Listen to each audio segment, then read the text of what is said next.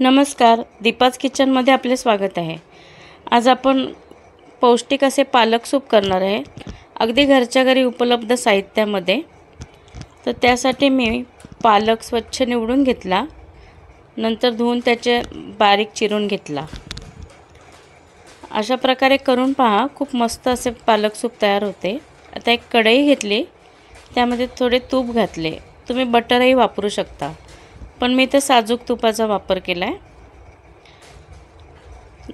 नंतर त्यामध्ये बारीक चिरलेला कांदा घालायचा। नंतर थोडं परतून घ्यायचा कांदा, हे जास्त असं परतून नाही घ्यायचं। आता यामध्ये मी गव्हाचं पीठ 1 चमचा घातले। आता हे कांद्यामध्ये छान परतून घ्यायचं, त्याचा कच्चेपणा जाईपर्यंत। गव्हाचं पीठ घातल्यामुळे ते सूप छान असं मिळून येतं। गव्हाचं पीठ घातल्यामुळे ते पौष्टिक पण होतं। हे 2 पाकळ्या लसूण घातल्या सोलून आणि 1 मिरची घातली, हिरवी मिरची।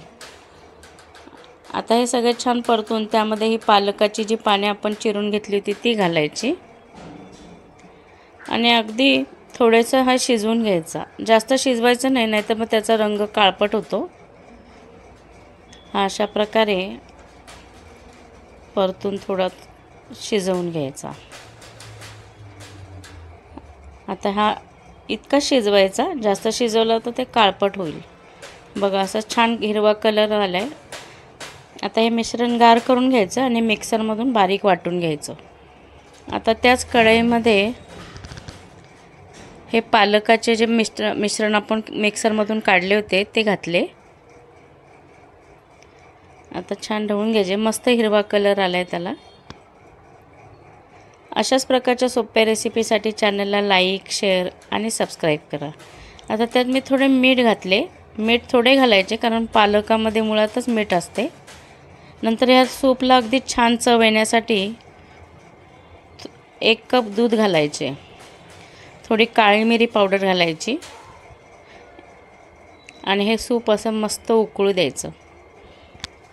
अगदी छान असे सूप तयार होते।